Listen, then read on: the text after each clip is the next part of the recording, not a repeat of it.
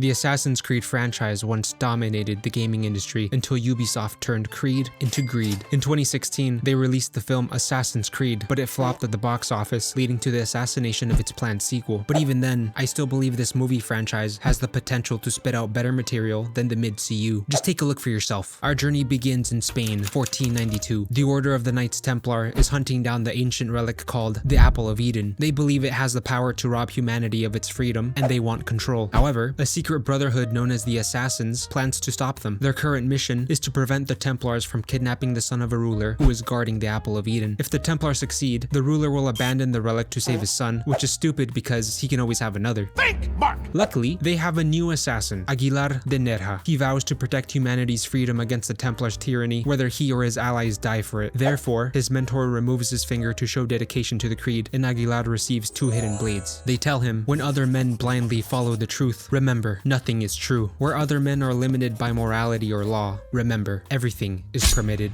So what they're really saying is, fast forward to 1986, we meet Cal, who nearly breaks his neck playing stupid games to win stupid prizes. He comes home to find his mother dead in the kitchen while his father speaks nonsense with a blade. He looks at Cal and says, his blood is not his own and they've been found, so you must live in the shadows. The Secret Service pulls up, so Cal runs away traumatized as hell, and his dad gets captured by this guy's private army. 30 years later, Cal puts all his trauma on paper and becomes the next Picasso inside prison. After what his father did, his childhood sucked so much he eventually committed first-degree murder, and his final words are, tell my father I'll see him in hell. He receives the good stuff and watches his life flash before his eyes. However, this lady named Sophia Riken resurrects Cal from the dead and tells him that legally he's dead, but physically she's there to help him and he's there to help her. He knows a Diddy party when he sees one, so he tries escaping while stumbling through guards and other victims until he reaches a dead end. He stands on the edge of the building and does the thing.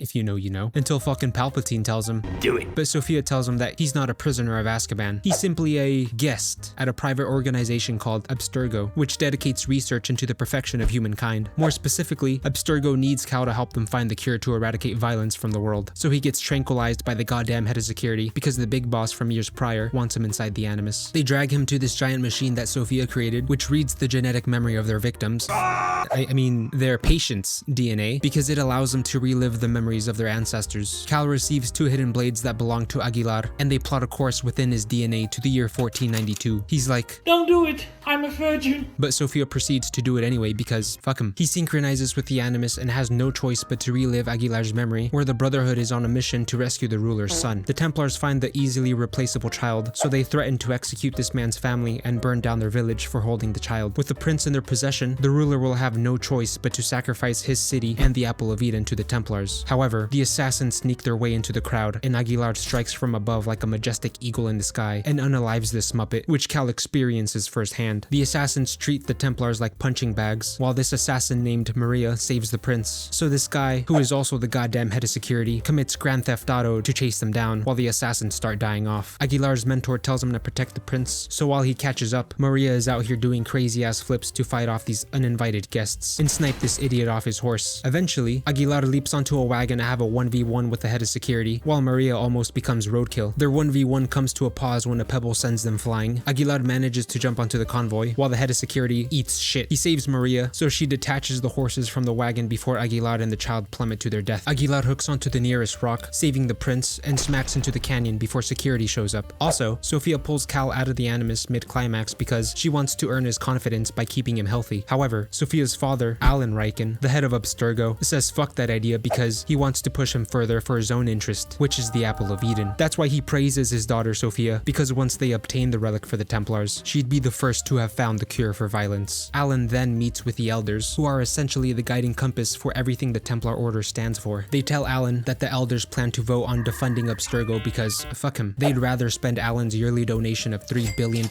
elsewhere. In their eyes, they've won the war for control, because people are more concerned about their economic lifestyle rather than their civil liberties. They're like herds of sheep obsessed with wealth and consuming stupid shit like Labubu dolls and Pokemon cards. I said what I said, fuck you. He gains their interest once more by telling them that Sophia has found the Apple of Eden thanks to Cal's family tree. He's the last of his bloodline, which dates back 500 years to the Assassin's Brotherhood. Unfortunately, those 500 years are mind-fucking Cal because the past is overlapping with his present as a hallucination, which Sophia calls the bleeding effect. She offers to help him control the side effects, but he doesn't trust any of them. He resists the urge to listen to Aguilar and eliminate her because he wants to know more about their freak-offs. Sophia explains that they first discovered Aguilar, and when Cal got arrested, they uncovered the link between their DNA. Therefore, she spent time learning everything there is to know about Cal, such as where he eats, sleeps, drinks, and shits. Because that's not weird at all. That's what scientists do. She shares lore about Aguilar's family being burned alive by the Templars, which is why he became an assassin. She very much believes that violence is hereditary, and that anyone with a history of violence is dirt beneath her feet, such as the remaining scum of the Assassin's Brotherhood and their ancestors. In her eyes, Cal is no different because she labels him as a murderer for killing a man, but Cal mansplains to her that it wasn't just any man, it was a pimp. However, they at least relate to one thing, which is not having a mother. Sophia's mother died by an assassin, which fueled her hatred for violence and pushed her to find the cure for it with science. She believes she's better than Cal because his hatred drove him down a path of more violence and eventually his death. Therefore, with Cal's ancestor, she can find the Apple of Eden and unlock its secrets for curing violence. After she cures the cancerous plague that is violence, they'll give Cal a new and better life, so he's told. He enters the cafeteria where a guy named Amir questions Cal's intentions, but a guy named Baptiste believes there's good in him. Baptiste greets Cal like a gracious server and tells him it's an open menu, but we do recommend a chicken. Then the real server asks him what he wants from the open menu, but they do recommend the chicken. Like Miles, he does his own thing and orders a steak, so Baptiste calls him a pioneer for not being a sheep. A few people stare him down, peering into his soul, waiting to see if he'll give these assholes any information about the apple, because the assassins were the last ones to have had it in their possession. Amir gives him an apple and says it belongs to him, so this guy tries taking it from Cal because he'll just lead them right to it. No, I'm going to eat it. Well, that clarifies everything. After that random encounter, he trips balls and remembers his dad speaking nonsense that one time, and when he looks over, he sees his ancestors speaking the same nonsense, so maybe there's more to the nonsense than meets the eye. That or Cal is just crazy. Later, Sophia's father wants to throw Cal back into the Animus because he's running out of time and money. So while Cal throws down with Aguilar, Alan sends his boys to take him away, which goes pretty well. So the National Guard comes in and drags him away to the Animus while he loses his mind.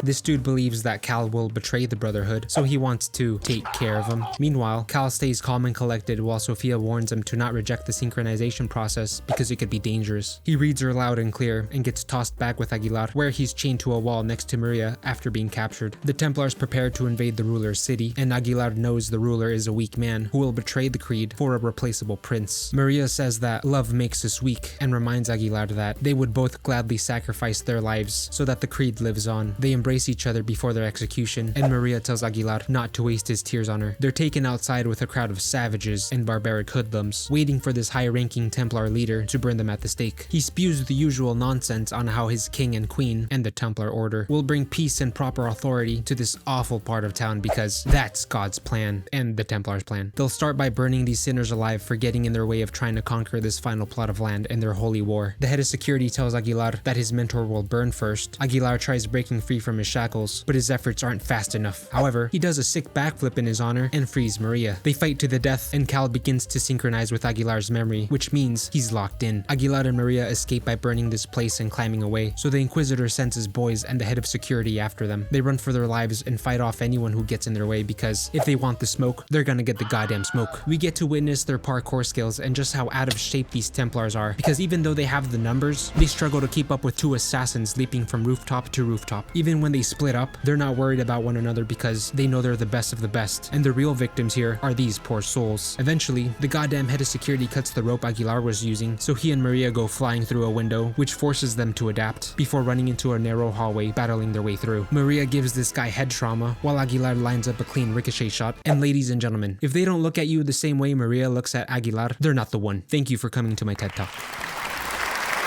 Anyway, they continue running like Forrest Gump, and the goddamn head of security catches up to them, but just like everyone else, he couldn't keep up. Aguilar, Maria, and Cal climb to the tippity top to escape and perform a leap of faith. Sophia encourages Cal to jump, so when he does, he backs out last second and desynchronizes, because where in the hell was bro aiming for? Cal truly starts tweaking this time, foaming at the mouth, so they waterboard him until he recovers from the brutal torture of desynchronizing with the Animus. Sophia hands him his mother's necklace to make him feel better, and explains that her father was there trying to save Cal's mother from her people. She also says that she wants to change the century-long war between the assassins and the Templars. However, Cal doesn't like her methods of combating aggression and finding the cure for violence because after they get what they want, who's gonna cure her of violence? Anyway, after being thrown into the Animus a couple of times, Cal's mind, body, and soul basically download all of Aguilar's combat skills, and the goddamn head of security sees this as feeding the beast and making him stronger. So Alan tries negotiating with the beast. He needs Cal to find the apple and to stop rejecting the Animus, or else he'll end up like these deep-fried vegetables. Then he shows him the blade that his father used on his mother and tells him that no child should ever have to witness their mother's death, so he leaves him alone with the blade and his long-lost father. Sophia sees her father's tactics as being manipulative and the root cause for creating monsters, which is hypocritical because not only does she use these prisoners as test subjects, but she also doesn't set them free once they've served their purpose. Back with Cal, his father takes one good look at him and tells him, "You're your mother's son," which doesn't make any goddamn sense to him, so his father explains that his blood belongs to the Creed and that his mother wanted to sacrifice her life to protect the Creed because no machine was going to peer into her mind to find the apple. So in a mutual act of love, they made a tough choice, but he couldn't bring himself to eliminate his child. Cal tells him to finish what he started, but now it's up to Cal to make his own choices. His father is okay with Cal killing him just as long as he doesn't give up the Apple of Eden and all of its secrets. However, that's exactly what Cal wants to do so that the Templars can destroy his father and the assassins once and for all. His father tells him that the Creed lives on in their blood, so it's not as easy as just burning them alive. He hands him his mother's necklace and leaves the blade behind because, unlike his mother, he feels like he has a choice to decide the Creed's fate. Once he leaves, he gets ambushed by these assassins, so this dude is left to do the dirty work, but he gets his ass beat instead because he sucks as an assassin. The guards break up the fight and he's like, "You're gonna kill the Creed!" Silly boy, you can't kill the Creed. It's in your guys' blood. Well, maybe not yours. Cal tells the head of security to take him to the Animus, where he willingly plugs himself in and travels back in time to the moment where Maria hands Aguilar the same necklace Cal's mother had. Meanwhile, the Templars arrive to trade the ruler's son for the apple and tell him that the Creed is dead, so he folds like a lawn chair and surrenders humanity's freedom to the Templars. The Templar leader and everyone else who is watching history unfold nearly bust a nut at the sight of the holy ball, but the only thing busting is the smoke bomb Aguilar drops inside. Maria drops down to execute the dirtiest hidden blade combo and then locks the doors so that she and Aguilar can eliminate everyone inside the gas chamber. They sneak around the room dropping bodies until Aguilar takes the Templar leader hostage and pockets the apple. But the goddamn head of security sneaks up behind Maria and takes her hostage. Tension and fear fill the room, shocking Cal and everyone else watching this bloody mess. Aguilar doesn't want Maria to die because he loves her, so he puts away his blade because, like Maria said, love makes us weak. However, the goddamn head of security doesn't give a fuck, so he eliminates Maria. Cal and Aguilar experience shock and anger after witnessing this dishonorable act of violence from the goddamn head of security, so Aguilar stabs the Templar leader and runs the fade. Cal locks in with Aguilar as they use every fighting technique the Assassin's Brotherhood has to offer. The goddamn head of security is a one-man army, so he shows Aguilar that they don't hand this title to just anyone. He lies defeated next to Maria, ready to die and see her in the afterlife, but her final words to him are, "Leave." She wants him to live and move forward, so in a last-ditch effort, he grabs her wrist and launches a blade at his cum gutters. Aguilar uses his blades to slice up the head of security like string cheese before dealing the final blow. Once it's over, the ruler apologizes while Aguilar looks at Maria's cold body and then turns to see this douchebag open the door, letting in all these guards. He runs for the tunnels, taking out and avoiding anyone in his path until he escapes the chaos, only to get sandwiched on the bridge. The Templar leader thinks he's won the game, but Aguilar says fuck you and leaps off the bridge and lands in the water, which breaks the Animus because Cal farmed the aura out of this leap of faith. After that, Aguilar meets this dude on a boat and hands him the Apple of Eden and tells him to take it to his grave. He agrees because he is a friend of the Creed, and then says, "Following the light of the sun, I shall leave this old world behind," which Sophia knows was said by Christopher Columbus. Boy, if only Aguilar knew what Christopher Columbus was gonna do sometime later.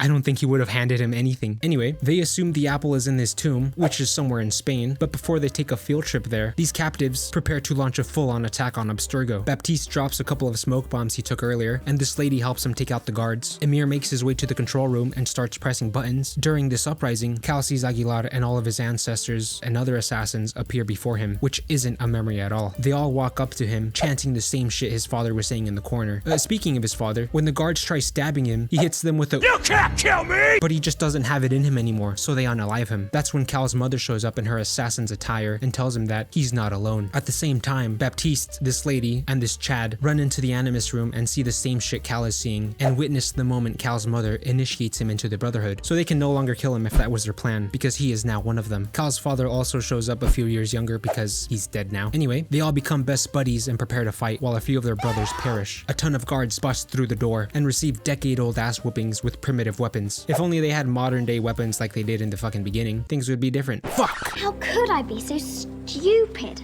I forgot to mention that Sophia saw someone among the assassins who looked just like her, which raises questions about her family's history. Then, Alan, the head of security, and Sophia abandoned ship because of the uprising, so they took a helicopter while this dude took too much damage and became a thing of the past. Cal climbs up the Animus to get to the roof and sees the ones responsible flying away. After that, Alan grave robs Christopher Columbus and secures the Apple of Eden thanks to Sophia's big brain. Then, they go to this grand meeting in London where everyone dresses like a cult follower. Sophia confronts her dad about the speech he's about to give to the Templars, which talks about getting rid of humanity's free will to eradicate the cancer that has plagued this world, the assassins. She doesn't agree with her father's true intentions because she only means to eliminate the assassins and not freedom itself. She's always been a scientist first and a Templar second, which is why she now feels betrayed and used for her life's work. While that was happening, a few bad apples made their way into the meeting, keystered a few items, and passed them around to assemble a mystery mouse-catool. Sophia runs into an old patient who approaches her and tells her that he's there to help her and she's there to help him. Sophia doesn't want to die, but Cal tells her she can't walk away from her actions because they have consequences. However, Cal spares her life and walks away because fuck her. Anyway, people in the crowd praise Alan for his dedication to the Templar Order once he presents them with the Apple of Eden and all of its glory. However, some within the crowd oppose their views and don't like what they think of the Assassin's Creed, so Cal slowly approaches Alan as he holds his left nut and sneak attacks him from the shadows in front of the Templars. The lights go out, people panic, and the goddamn head of security failed his job. Sophia approaches her father's cold body and sees an apple in his hand, which is the ultimate fuck you from the assassins. Oh, I'm sorry. She blames herself for his demise and swears to retrieve the artifact for the elders because this is the second time the assassins have killed her parent. Anyway, after successfully retrieving the Apple of Eden, Cal and the rest of the assassins look out into the distance and continue working in the shadows so they can serve the lights. The end. I live inside my own world of make-believe. Kids screaming in the cradles, profane.